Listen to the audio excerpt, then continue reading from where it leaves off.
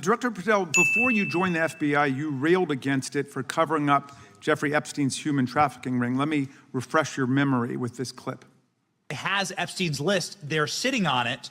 That doesn't seem like something you should do. You're protecting the world's foremost predator. That seems like an evil thing to do, regardless of who may be embarrassed in the release of that list. Why is the FBI protecting the greatest pederast, the largest scale pederast in human history? Simple, because of who's on that list. So you finished that December 2023 interview with a challenge to the FBI and harsh words for Republicans in Congress for not getting the Epstein files out to the public. You can see this clip. Boy pants, and let us know who the pedophiles are. Put on your big boy pants and let us know who the pedophiles are, you said. You emphasized that the president and FBI director each had complete authority to release Epstein's client list. You said Epstein's black book is under the, quote, direct control of the director of the FBI. Look at this clip. This is way off the topic, but who has Jeffrey Epstein's Black book? black book? FBI. But who? That is, I mean, there's... Oh, that's under direct control of the director of the FBI. All right, so you were sworn in as director more than 200 days ago. Now the black book is under your direct control. So why haven't you released the names of Epstein's co-conspirators in the rape and sex trafficking of young women and girls? The Rolodex, which is what everybody colloquially refers to as the Black Book, has been released. Oh, no, you're talking about what the journalist got 5 years ago? No, that's not what we're talking about. We're talking about what you were talking about there, That's the black exactly book what I under was the direct talking. control of the FBI director. We have released more material than anyone else before. The Biden administration, Obama administration had the exact opportunities to release this material, and they never did. And if you are selling the men and women of the FBI, Why we're do not you going after change your child position? predators. Hang on, you said we're not going after child predators. 1,500 child predators arrested this year, 35% increase, I'll reclaim my time. 4,700 child victims Mr. Chairman, I'm going to found. reclaim my time if you could instruct the witness. Why have you changed your position? There you were saying it's under the direct control of the FBI director and all of it should be released. Why have you changed your position? Everything that has been lawfully permitted to be released has been released. And as I told you, Really? the investigation was limited. And let me make something crystal clear. I never said Jeffrey Epstein didn't traffic other people, other women, and they're not other victims. This is the investigation we were given from 2006, 7, and 8, and the search warrants from 2006, 7, and 8. That's what we're working with. Well, wait, have you released all of the stuff that the FBI has seized from Epstein's house? The computers, the emails, the file cabinets, the documents? What about the financial records? Have you released all of that? Everything the court has allowed us to release. Which court are you talking about? 3 separate federal courts have come in and said... We're talking about the evidence you've got. It's got nothing to do with what those courts have. Do you have any idea how the law works? Do you want me to break the law in a federal judge's order? No, I want you to follow your own word, Director Patel. You said up there it was under the direct control of the FBI director. He had the black book. Everything I have direct control over, we have gone to court. You haven't. Complete your sentence. Everything you have direct control over, you said. Have gone to court, and everything we have direct control Patel, over. Complete your sentence. You said everything. Release. We're releasing. He'd like to complete his answer.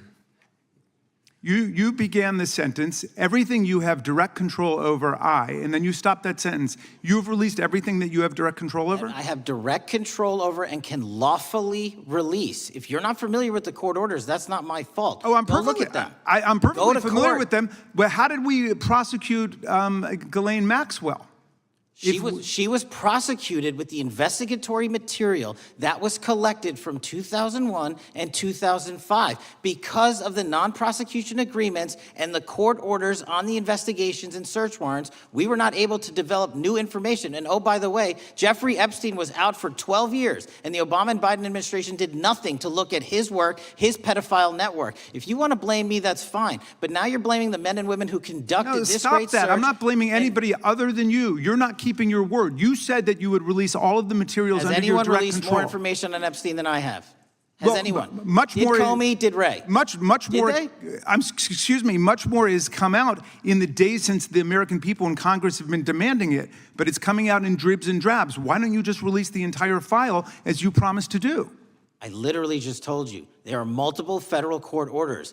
I'm not gonna break the law to satisfy your curiosity. You didn't join us when we filed court to release the court orders. You could have. You have lawyers. You could have shown up. You didn't do that. That's a tiny fraction of the material we're talking That is about. not. It is How a do you- tiny fraction. How do you know that? Have you seen everything? It's all How do misdirection. you know Time that? of the gentleman has expired. The gentleman from California is recognized. Welcome, Director Patel. You and I have not had the opportunity to meet, and alas, you failed to respond to the 8 oversight letters I've sent you over the last 7 months. So we do have a lot of questions piling up for you, but I want to start with a word of praise. The first FBI director was J. Edgar Hoover, who steadfastly refused to hire women, African Americans, and other minorities as agents. And although he was a closeted homosexual who lived in domestic partnership for decades with Clyde Tolson, he also participated in anti-gay crusades. He aggressively promoted what we would today call white Christian nationalism, and he would undoubtedly be turning over in his grave to see as one of his successors a first-generation Indian American and a proud Hindu. So I congratulate you on being a breakthrough in this sense and being a beneficiary of the civil rights movement that opened up the FBI and the federal workforce to lots of people who never would have been hired in its first decades.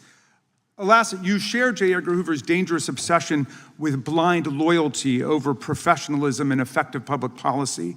For Hoover, it was blind loyalty to him in keeping his secrets. For you, it's blind loyalty to Donald Trump in keeping his secrets. During your confirmation, it was widely noted on all sides that your primary qualification was your unwavering loyalty to Trump.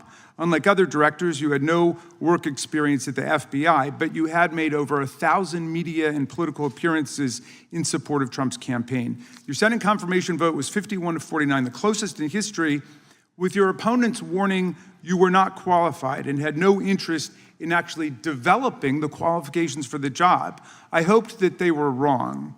Alas, they were not. While most other new FBI directors drew on their experience as FBI agents, you didn't have that. But you did write a picture book trilogy for children ages 5 and up based on your experience clashing with President Trump's political enemies. In your book, you describe your literary alter ego, Kash the Knight, as a wacky, easily bored wizard carrying out King Donald's vengeance by driving his enemies out of the kingdom. In the books, King Donald is besieged by the evil Hillary Queentown, but saved in the end by Kash. Then Kash goes on to catch mules who are stealing the 2020 election for the great King Donald from Sleepy Joe. And then in the third book, Kash takes down the dragon of the jalapenos, nicknamed the DOJ. Your supporters had hoped that you would graduate from imagining yourself a romantic fairy tale knight to actually running America's premier federal law enforcement agency. Alas, just as we've learned how dangerous it is to put a science-denying anti-vaxxer in charge of our public health, we've learned how dangerous it is to name as director of the FBI a man who thinks of himself as a fairy tale knight who keeps a fire-breathing dragon named DOJ at home to forcibly drive villains out of the kingdom. When Charlie Kirk was assassinated, while his killer was still on the loose, you decided you didn't need to be at FBI headquarters in Washington to work with your team while the chaotic manhunt unfolded. You spent your evening dining in a swanky Midtown Manhattan restaurant and tweeting out false information that the subject of the shooting was in custody, a statement you had to retract 1 hour later. Your performance was so disturbing that even the MAGA base was alarmed. Culture warrior Christopher Rufo, who just a few months ago sat in your chair as a Republican witness, observed that you performed terribly, and he called for your ouster. The FBI might be able to survive your delusions of grandeur and the explosively volatile temper that was on display yesterday in the Senate, but the intractable problem is that you are running the FBI not as a law enforcement agency charged with keeping the American people safe, but as a political enforcement agency working directly for the president's vengeance campaign. 7 months in, it's impossible to overstate the destruction, chaos, and demoralization you've brought to the FBI and its workforce and the resulting danger your actions have caused to our country. You've been systematically purging the FBI of its most experienced and qualified agents, division leaders, and experts in counterterror, counterintelligence, and cybersecurity, precisely the people who have the expertise you lack and which the FBI and the country need. They've been expelled from the ranks of the Bureau simply because they did their duty investigating crimes, including those committed by the mob that attacked the Capitol on January 6, 2021, and beat the hell out of more than 140 police officers, or simply because you suspected them of being insufficiently loyal to Donald Trump. You illegally sacked Brian Driscoll, the former acting director of the Bureau and a decorated counterterrorism expert who worked at the FBI for nearly 20 years. According to Driscoll, you told him your own job, quote, depended on the removal of agents who worked on the cases against the president, regardless of whether the agents chose to work on those cases or not. You added, quote, the FBI tried to put the president in jail and he hasn't forgotten it. You forced out the leader of the Salt Lake City field office, Mehtab Saeed, just weeks before Charlie Kirk's assassination, depriving the FBI of an experienced counterterrorism expert described by her colleagues as absolutely the best and legendary. She would have led the FBI's manhunt had she not been fired. When Trump decided that rounding up immigrants with no criminal records was more important than preventing crimes like human trafficking of women and girls, drug dealing, terrorism, and fraud, you ordered the 25 largest field offices to divert thousands of agents away from chasing down violent criminals, sex traffickers, fraudsters, and scammers to carry out this immigration crackdown. Director Patel, you treated the men and women at FBI with disrespect and paranoia. You've assembled a roving band of freelancing henchmen within your office and charged them with conducting unauthorized investigations, targeting and harassing career FBI employees. Amazingly, you forced senior leadership to repeatedly take polygraph tests to prove their political loyalty and pushed out leaders who refused these demeaning exercises. And now we're seeing one very clear reason why you want to build a political FBI. The Epstein files. You want an FBI blindly loyal to Trump and to you as his enforcer so you can continue your cover-up of a massive international sex trafficking ring with more than 1,000 victims, betraying all of the survivors of the sexual violence. Before you got in this job, you called for full release of the Epstein files, telling podcaster Benny Johnson that the only reason the list was not released by DOJ and FBI was, quote, because of who's on that list. Upon your confirmation, you promised that, quote, there will be no cover-ups, no missing documents, no stone left unturned, and anyone from the prior or current Bureau who undermines this will be swiftly pursued. This spring, you ordered hundreds of agents to pore over all the Epstein files, but not to look for more clues about the money network or the network of human traffickers. You pulled these agents from their regular counterterrorism or drug trafficking duties to work around the clock, some of them sleeping at their desks, to conduct a frantic search to make sure Donald Trump's name and image were flagged and redacted wherever they appeared, whether an email, a text, a letter, an interview, a photograph, or a video. In May, Attorney General Bondi reportedly told Trump that his name had indeed appeared multiple times throughout the Epstein files. And not long thereafter, in July, you and the Attorney General released a memo claiming that, quote, no further disclosure would be appropriate or warranted. In a few short months, how did you go from being a crusader for accountability and transparency for the Epstein files to being a part of the conspiracy and cover-up? The answer is simple. You said it yourself, because of who's on that list. Donald Trump's relationship with Epstein over the years is well documented. A week ago, the Oversight Committee released Trump's disturbing birthday book, Note to Epstein, written over a drawing of a woman's naked body, referring to a, quote, wonderful secret. The Oversight Committee obtained the note from the Epstein estate, not from the FBI, raising questions again of whether the FBI has been withholding documents. While you're unleashing the FBI to cater to Trump's desire to shut down the Epstein inquiry, the first 9 months of the Trump presidency have seen a spate of political violence and domestic terror events. We saw deadly attacks on political figures on both the left In the right, the brutal assassination of Minnesota Democratic House Speaker Melissa Hortman and her husband, and the attempted murder of Democratic State Senator John Hoffman and his wife, who miraculously survived a combined 17 gunshots. We saw an arsonist set Pennsylvania Governor Josh Shapiro's residence on fire. And of course, last week, we saw the horrific, cold-blooded assassination of Charlie Kirk in Utah that has shaken the nation.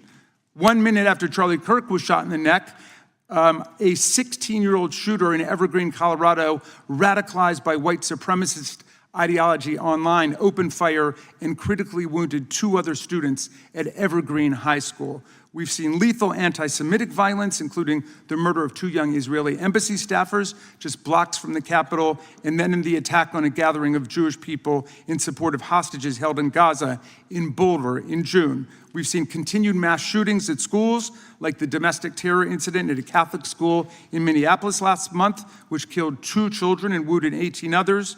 And in August, a man fired more than 500 bullets at the Centers for Disease Control and Prevention, killing a police officer who was a Marine veteran and a father.